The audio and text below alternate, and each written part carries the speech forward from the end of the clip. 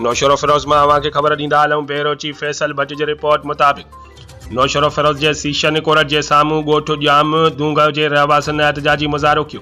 मुज़ाहिरे जी अॻुवाणी निज़ामुद्दीन ट्रगड़, फरियादी शाहिद हुसैन दूंगा, शम्स तारड़, ॾाॾो शाह, आबिद तारड़, महमद ईसा, परवेज़ अली दूंगा ऐं ॿिया करे रहिया हुआ। जंहिं मुबैना इल्ज़ाम लॻाईंदे पाकिस्तान प्रेस क्लब जे टीम खे ॿुधाईंदे चयो त असांजो 5 महीना अॻु जवाबदार ख़ादिम लोडर असांजे भाउ ज़ाहिद दूंगा जे बेगुनाह क़तल कयो हुयो, जंहिंजो केस नौशरो फिरोज़ कोर्ट में हलंदड़ हुयो, जेका अॼु सीशन 3rd एडिशनल जज जेका जवाबदार ख़ादिम लोडर जी ज़मानत रद्द करे छॾी आहे। पर अफ़सोस सां चवणो पवे थो त शाम थी वई आहे, पर हिन वक़्त ताईं जवाबदार कोर्ट जे अंदरि आहे।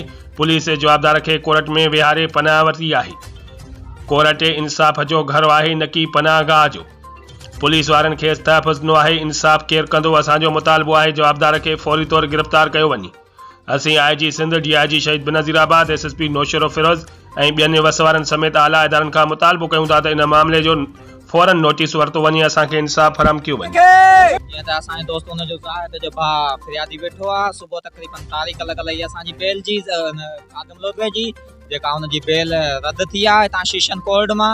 जेको ख़ादिम लोदवो हिन महिल ताईं तक़रीबन 7 बजे खां वठी जेको 12 बजे बेल रद्द थी आहे, हीअं त तक़रीबन 7 बजा थियनि शाम वारा। अञा कोर्ट में इहा पुलिस हंध बिस्तरा ॾियो अंदरि कोर्ट में हुनखे पनाह ॾेई वेठी आहे। साईं नालो शाहिद अली आहे, मां फिर जाम दूंगा।